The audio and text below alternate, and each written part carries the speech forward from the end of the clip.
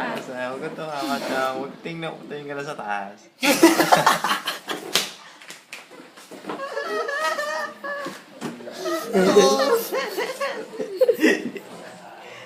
Ay, hindi. Meron akong isang pamamahal dyan sa islang. Nasaan yung ano ko? Tama na. Takip na siya.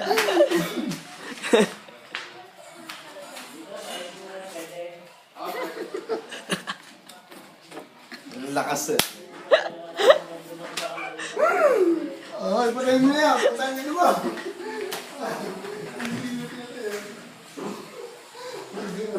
Timang mata ka. Timang mata ka.